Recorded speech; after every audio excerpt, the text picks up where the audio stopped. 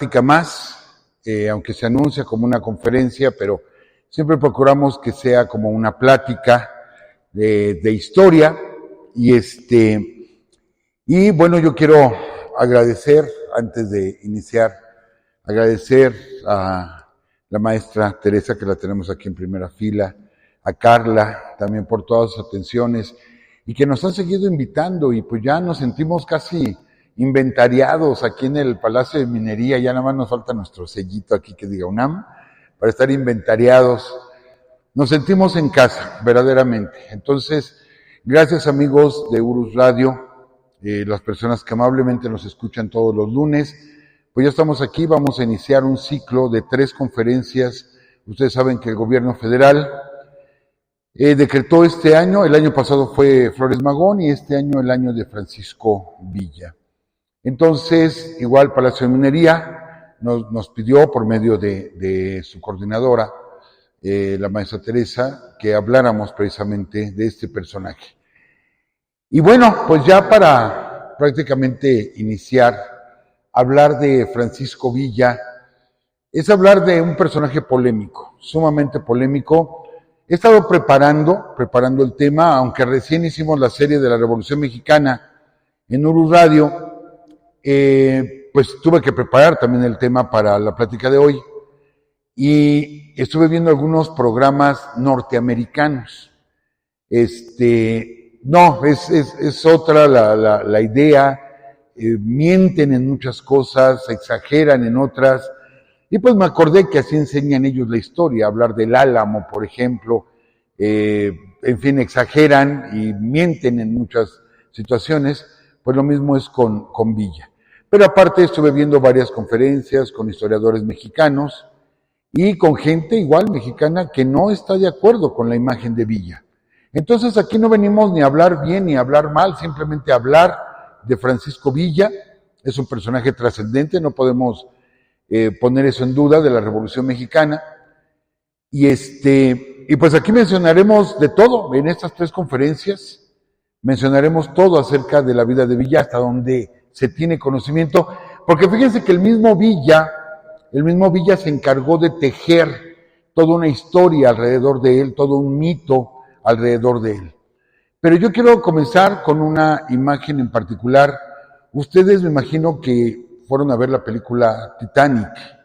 Yo creo que es la película donde todo mundo sabía el final antes de ver la película.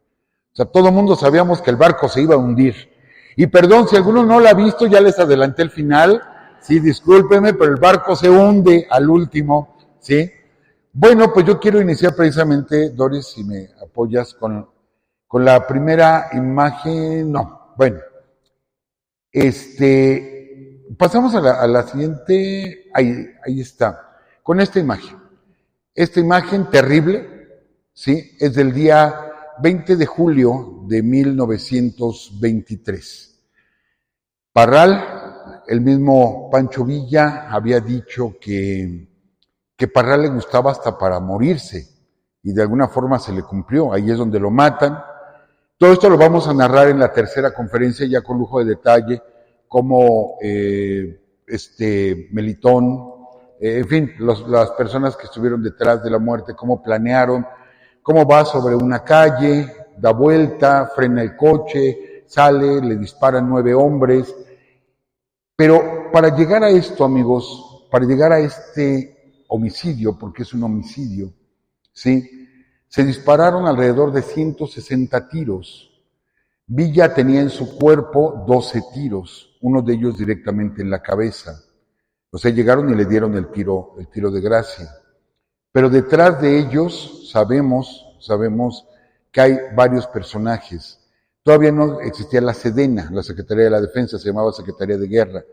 Bueno, el secretario de Guerra, Joaquín Amaro, estuvo detrás de todo esto, pero no lo organiza. Bueno, un secretario de Guerra, que sería, les digo, como ahorita alguien de la Sedena, no se manda solo. Entonces hay un secretario de Gobernación, ¿sí? Plutarco Elías Calles, y hay un presidente, Álvaro Obregón. Entonces sabemos, y lo podemos afirmar, que sabían perfectamente que esto iba a pasar, y que Joaquín Amaro, lo vamos a platicar en la tercera conferencia, cómo facilita todo para que se dé este asesinato. Y bueno, esto es precisamente lo que vamos a recordar este año. El día 20 de julio, allá en Parral, Chihuahua, se va a hacer un festejo en grande, donde se hace una representación con actores, justo sobre la calle donde matan a Villa, y va muchísima gente, va a estar el gobernador, van a estar presidentes municipales, va a haber mucha gente, porque se cumplen 100 años de esto precisamente, 100 años del asesinato de Francisco Villa. A partir de aquí podemos decir muchas cosas, muchas cosas, pero les digo, lo guardamos para las siguientes pláticas. Y pues empecemos a hablar de Pancho Villa y la revolución. Y si nos regresamos ahorita a una foto, Doris. Yo les quiero comentar que esto era lo que yo sabía de la Revolución Mexicana. De estas películas se hicieron muchas. Creo que todos ubicamos a Pedro Armendáriz, excelente actor Pedro Armendáriz, una personalidad tremenda que tenía Pedro, y él interpretaba precisamente a Pancho Villa, en varias películas lo interpreta, y el genial Carlos López Moctezuma, que lo vemos por ahí en la fotografía, Carlos López Moctezuma, que interpretaba a Rodolfo Fierro. Carlos López Moctezuma nunca estelarizó como tal una película, pero siempre fue el coprotagonista de muchas, y para mí esta es de las mejores actuaciones que él tuvo. Vemos la película y tiene una frialdad, ¿sí? Como entendemos que era Rodolfo Fierro, el general Rodolfo Fierro.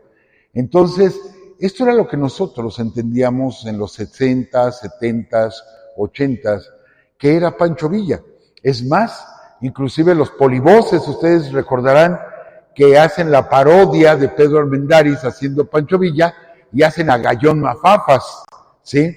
El zorro del desierto de los leones, pues era una parodia de Pedro Armendáriz, porque era la imagen que teníamos de Pancho Villa. Esa era la imagen que teníamos. Para nosotros esto era la Revolución Mexicana. Y la Revolución Mexicana eran los escritos, por ejemplo, de Rafael F. Muñoz, que platica muchas historias terribles sobre Pancho Villa. Él nos da mucho esa imagen cruel y sanguinaria de Villa. Y tenemos muchos escritores, o sea, hay todo un mito alrededor de Villa. Tampoco lo vamos a santificar, vamos a aclarar eso, que tampoco vamos a santificar a Pancho Villa. Vamos a hablar, insisto, de varias de sus momentos, y no vamos a ocultar las cosas. Entonces, así me formé yo personalmente con la imagen de Villa. Pero yo les quiero compartir en Uruzal. Tenía yo un amigo, o tengo un amigo, que me invita a su boda, ¿sí? O sea, todo es... Pero de pronto me invita a su boda es en un departamento, y me dice, Francisco, dice, me gustaría mucho que platicaras con mi abuelito. Dice, mi abuelito vivió la Revolución Mexicana. Dice, y platica muchas historias y me gustaría que platicaras con él. Le digo, sí, claro, con todo gusto. Y cuando me invita a su boda fue civil y fue en un departamento muy grande. Y ya estábamos ahí en la fiesta y de pronto llega el abuelito y me lo presenta. Mira, mi abuelito, mira, te presento un amigo, Francisco, etcétera. Y nos sentamos a platicar y empezamos a platicar. Y sí, me empieza a platicar que él había sido soldado villista, no fue dorado, pero sí tuvo un cargo, él llegó a capitán. Y estuvo con Villa, pues, bastante tiempo, pelea, me platica anécdotas de la toma de Zacatecas, de la toma de Torreón, de la toma de Ojinaga, llega con Villa a la Ciudad de México, se va con Villa a Zapata, y él platicándome, y la verdad yo estaba emocionado escuchándolo, todo lo que me contaba, las penurias, que si los caballos, que si los balazos, que si los cañonazos, que conoció al general Felipe Ángeles, que conoció al general Zapata aquí en la Ciudad de México, y luego se van a pelear contra Obregón a Celaya, y pierden en Celaya, y él estuvo en los campos de Celaya, y yo así, todo espantado, escuchando de alguien que vivió la revolución, escuchándolo de viva voz. Dice, estábamos en Celaya perdimos, y de ahí nos fuimos a León, y luego volvemos a perder, y cuando estamos escapando de León hacia el norte, que nos toman prisioneros a varios, ¿sí? Que nos amarran las manos, que nos llevan a todos jalándonos, nos metieron en un cuartel y al otro día en la mañana que nos paran en un paredón y que me fusilan. Y yo, a ver, perdón, o sea, como que todo lo que me había platicado en un instante se me derrumbó. Dije, ¿cómo que te fusilaron? O sea, no entendía yo. Y se me queda viendo y me dice, no me crees, ¿verdad? Sí, claro, sí, como no te voy a creer. En medio de la fiesta que se para el señor, ya era un señor grande de edad, bajito, muy delgado, y se empieza a sacar la camisa. Digo, ¿qué va a hacer? Dice, te lo voy a demostrar. Digo, no es necesario. Se empieza a sacar la camisa, se le empieza a desabotonar, ¿sí? Se abre la camisa, se sube la camiseta, allí en media fiesta, y me dice, cuéntale. Y me empieza a enseñar, dice, 1, 2, 3, 4, 7 cicatrices de bala. Pero ninguna en el centro, o sea, órganos vitales no tocó, dice, traía aquí en el hombro, traía por acá, 7 heridas de bala, ¿sí? Sí me quedé así impactado, le digo, ¿pero cómo fue? Dice, es que después de esa batalla nos pusieron en el paredón, nos fusilaron, nos arrojaron a una fosa común y nos abandonaron. Dice, pero yo quedé malherido, dice, pero no, obviamente, dice, no me morí. Dice, y gentes del lugar fueron pues a esculcar las bolsas, a hacer rapiña. Dice, y me sacaron de ahí, me llevaron a un jacal, ahí me tuvieron varios días, dice, como 2 semanas, yo inconsciente, me curaron las heridas, estuve con ellos alrededor de 2 meses, hasta que me sentí bien, les dije, gracias por salvarme la vida, dice, y me fui para el norte a seguir al general Villa. La verdad yo me quedé impactado, le creí la historia, me mostró sus cicatrices de guerra, ¿sí? Pero sobre todo esa parte, después de que pasó por un paredón, después de que estuvo a punto de morir, todavía se levanta sana y dice, me voy con Pancho Villa. Entonces es cuando estas imágenes se vuelven reales. Estas imágenes de celuloide y Pedro Armendáriz y los galanes ahí de cine, David Reynoso, varios que aparecen en estas películas, dejan de ser películas y de pronto tengo la revolución enfrente de mí, totalmente enfrente de mí. Dije, esto es real, o sea, esto es verdadero, ¿sí? La revolución no son películas, la revolución no solamente son los libros de Rafael F. Muñoz, Martín Luis Guzmán, que a partir de ahí empecé yo a buscar más información. Leí inmediatamente los 8,000 kilómetros de campaña de Álvaro Obregón, las memorias de Pancho Villa, de Martín Luis Guzmán, todo lo de Mariano Azuela, Rafael F. Muñoz, etcétera, todo lo que es novela de la Revolución, Francisco Ale Urquizo. Me empecé a meter en el tema de la Revolución Mexicana porque dije, esto es real, esto es verdadero. Y luego se da otra situación, poquito después se da otra situación. Les juro que lo estuve buscando en internet, no lo pude encontrar. Quizá alguno se acuerde, alguno de ustedes se acuerde, estoy hablando de los años 80, donde de pronto la noticia en la Ciudad de México fue que frente al edificio de la delegación Venustiano Carranza, si ustedes lo ubican, hay un monumento a Venustiano Carranza, hay una estatua. Y resulta que eso de las 2, 3 de la madrugada, un día, ¡pum!, se escucha tremendo trueno, ¿sí? Despierta a los vecinos, está la unidad Kennedy, ahí a un lado, despiertan los vecinos de la unidad Kennedy, pensaban que habían sido no un cilindro pequeño de gas, sino un gas estacionario, porque se oyó el tronido, y 2 de la mañana, que está todo callado, fue un tronido bárbaro, y llega la policía, y resulta que alguien le había metido explosivos a la estatua de Venustiano Carranza, aquí en la delegación, estoy hablando de los 80. Yo en ese tiempo trabajaba para la delegación Venustiano Carranza. Entonces, pues sí fue el escándalo, acordonaron la zona, etcétera. ¿Quién le puso de explosivos a la estatua de Venustiano Carranza? Al tiempo se supo. Y les digo, busqué la noticia para ponérselas aquí, no la pude encontrar. al tiempo se supo que había sido un villista que vivía en la unidad Kennedy, ya muy grande el señor, y que había sido artillero, ¿sí?, de la División del Norte.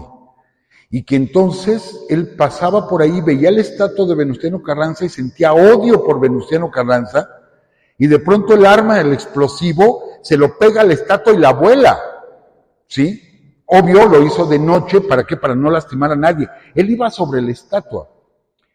Y les digo que lo tengo muy presente porque después la delegación Venustiano Carranza reparó la estatua, que está ahí la pueden ver, reparó la estatua, y nos pidieron a todos los trabajadores de la delegación que estuviéramos ahí en el acto de desagravio a la imagen de Venustiano Carranza. Entonces dije, ¿por qué después de tantos años un viejo villista todavía es capaz de preparar explosivos y ponérselos a una estatua, a un monumento, pues? Él hubiera querido, estoy seguro que hubiera querido tener a Carranza vivo ahí enfrente, ahí lo mata, ¿sí? Nada más tenía una estatua, pues esa la voló, así de plano. Dices, ¿por qué tanto odio? O sea, después de tantos años, después de que la revolución se convirtió en esto, en películas, vemos que todavía existe ese odio, ese coraje contra Villa, ¿sí?, contra Carranza, contra Obregón, en fin, todavía sigue la polémica y todavía siguen los ataques. El nombre de Francisco Villa, para que quedara en la Cámara de Diputados en letras de oro, pasaron más de 50 años de su muerte. Y fue un debate tremendo en la Cámara de Diputados para poder poner el nombre de Villa. Sigue causando polémica. Y hasta el día de hoy, 2023, hubo polémica para la designación de que este año fuera el año de Francisco Villa. Después de 100 años, sigue la polémica, ¿sí? En Uru Radio procuramos no hablar de política actual, no nos metemos en política actual para evitar precisamente debates que nos parecen innecesarios. Me voy a tomar ese atrevimiento, licenciada, de hacer un pequeño comentario, pero por ejemplo, este hombre Lozoya, Emilio Lozoya, que fue director de Pemex, ustedes saben que hace 3 años lo metieron a la cárcel, está encarcelado por fraude, ¿sí? Les digo, no me gusta hablar de cosas políticas, pero Emilio Lozoya es bisnieto del asesino de Pancho Villa. Curiosamente, es su bisnieto, ¿sí? Entonces vemos que todavía hay mucho de la Revolución Mexicana, hay mucho que hablar. Ahora, lo decíamos en el programa, ¿quién de nosotros, y ahorita un amigo aquí afuera me interceptó en las escaleras y me dice, es que hay de muchos personajes que no se han hablado y mi abuelo estuvo en la Revolución Mexicana, ¿sí? Y lo decíamos en el programa, ¿cuántos de nosotros aquí, nuestros abuelos, que platicamos con ellos, nuestros bisabuelos, ¿sí?, vivieron la Revolución Mexicana? O sea, no está lejos la revolución, la tenemos muy cerca la revolución. Algunos confunden la revolución con la guerra cristera y decían de la guerra cristera que era la revolución. Pues estaban muy cerca una de la otra, pero son diferentes eventos. Pero vamos, yo por ejemplo, mi abuela materna nace en 1895. Entonces, para 1910, ella tiene 15 años. Entonces, ella vive la Revolución Mexicana y me platica muchas cosas, ¿sí? Mi pueblo, yo les he platicado que soy de un pequeño pueblo de Michoacán que se llama Cotija. Mi pueblo fue incendiado por un villista, que se decía villista, que no tenía nada que ver con Villa, y que no les quise poner foto porque era un criminal, José Inés Chávez García, y es considerado de los peores criminales durante el tiempo de la Revolución. Incendia mi pueblo, y yo tengo muchas historias de cuando atacaron y ellos se decían villistas, y nada que ver con Villa. Es más, estamos hablando de Michoacán, no del norte del país, pero todos se lo atribuían a Villa, muchas cosas que se atribuyen. Hay muchas cosas ciertas, pero hay muchas cosas que son falsas, como lo mismo pasa con Zapata. Y nos damos cuenta de que todos los personajes, todos amigos, todos tienen detractores. Y Villa tiene muchos detractores.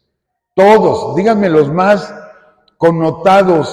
Juárez, ¿cuántos detractores tiene Juárez? Hidalgo, el padre de la patria, pues tiene detractores, ¿sí? Moctezuma tiene detractores. El personaje que ustedes me digan de la historia de México tienen detractores. Y Pancho Villa, les digo, no es la excepción, y hay detractores muy fuertes y que dan argumentos muy fuertes acerca de si Villa fue un bandolero, fue un criminal, fue un asesino. Bandolero, sí, y de eso vamos a platicar ahorita. Y vamos a platicar varias cosas. Aquí no vamos a ocultar nada. El mejor juicio es el de ustedes, amigos. Ustedes tendrán que hacer ese juicio como ustedes lo vean. Pasamos a la siguiente, Doris. Bien. Pancho Villa nace en ni siquiera rancho, no es ni siquiera un rancho, es un caserío. En sí la ciudad más cercana es San Juan del Río, Durango, porque mucha gente dice, es que era de Chihuahua. No, Villa se hace guerrillero y todo en Chihuahua. Chihuahua era lo fuerte para él, pero él nace en Durango, él es duranguense, ¿sí? Nace en una población, o les digo, en un caserío que se llama La Coyotada, cerca de San Juan del Río, Durango. Ahí es donde nace. Esto es lo que queda de la casa de Pancho Villa. Y bueno, él queda huérfano. No se sabe si huérfano o el padre simplemente los abandonó. No se volvió a saber nada de su padre. Él es Doroteo Arango, su nombre realmente es Doroteo Arango Arámbula. Y él mismo va a contar una historia, él va a ser la estrella de su propia película. Y de eso vamos a hablar en la segunda conferencia. Cuando lo contratan como actor de cine a Pancho Villa, ¿no? Es una historia increíble. Pero bueno, él va a platicar su propia historia. Martín Luis Guzmán va a ser la autobiografía de Pancho Villa, dictada por él. Y él platicaba, no sabemos si es cierto o se estaba justificando, es real, se puede estar justificando, de 5, ¿sí? Querían atacar López Negrete, que era hijo del hacendado. Ellos trabajaban para, los López Negrete eran hacendados en esa zona. Entonces el hijo del hacendado quiere atacar sexualmente a su hermana Martina. Cuando él llega, se da cuenta, corre por una pistola 22 y le mete 3 balazos en la pierna a López Negrete. Pero en ese momento se da cuenta de que él tiene que salir huyendo. No lo mató, pero tiene que huir porque sabe que la acordada, que era la policía, pues lo va a perseguir, porque aparte le pegó a alguien rico, a uno de los hacendados. Entonces él mismo cuenta esa historia, él mismo la platica, y cuando se hizo la película muda de la Mutual Films, se representa esa historia, y quedó para todos esa historia.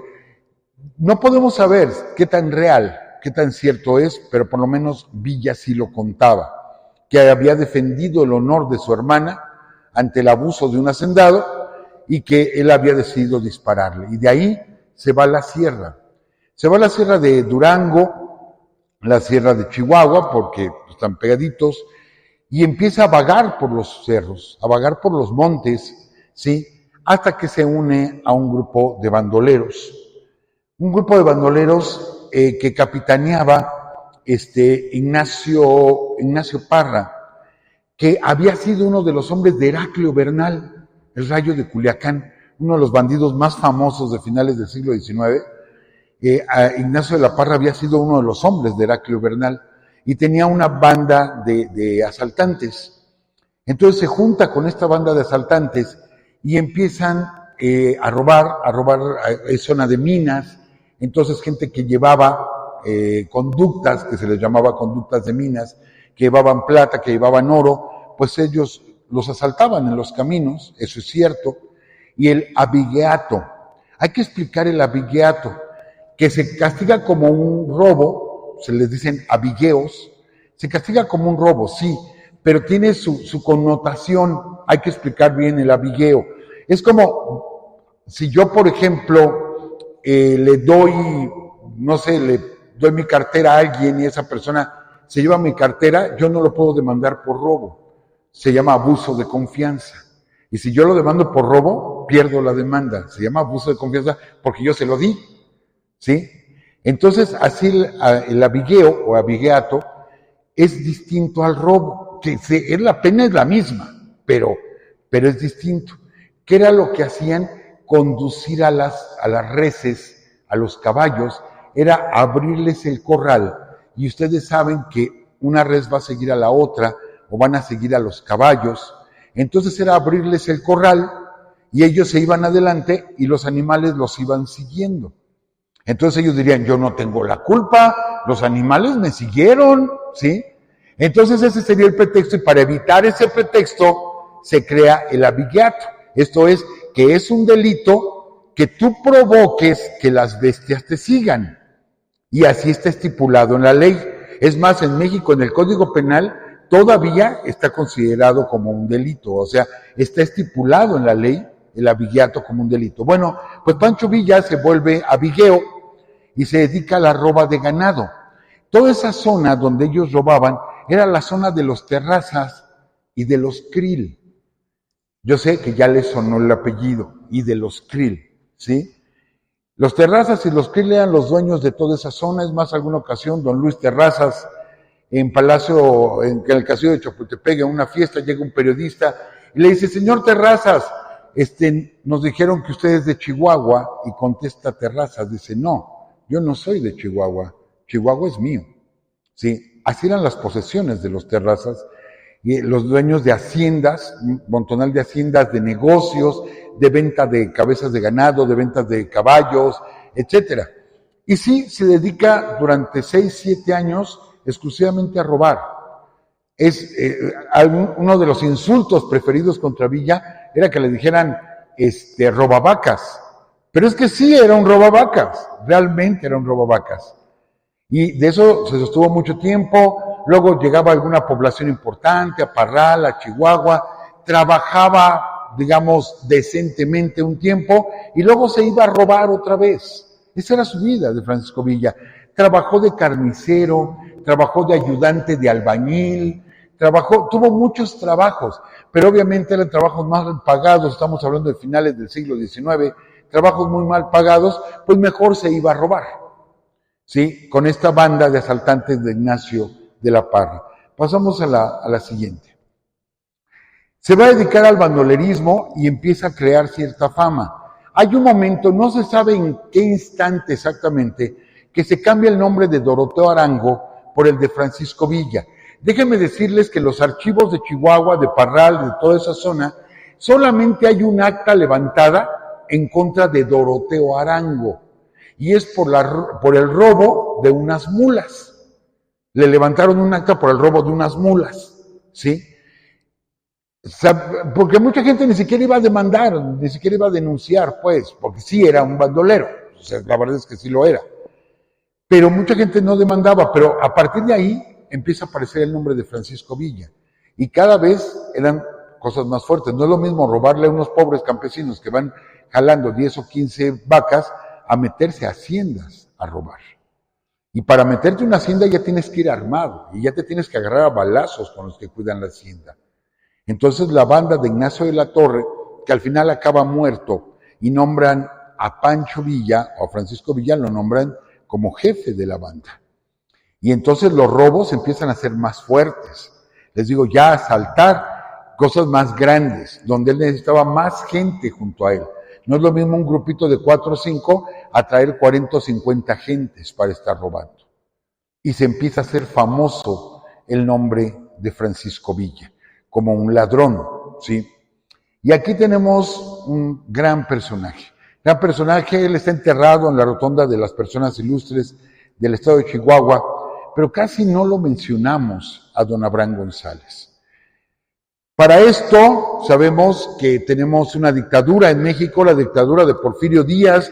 Porfirio Díaz da una entrevista en 1909 con el periodista Krillman, donde dice, ya no voy a jugar en las elecciones, ya me voy a retirar, México ya está maduro para poder vivir la democracia, ya me voy, y se alborota el gallinero, pero totalmente se alborota. Él que ha sido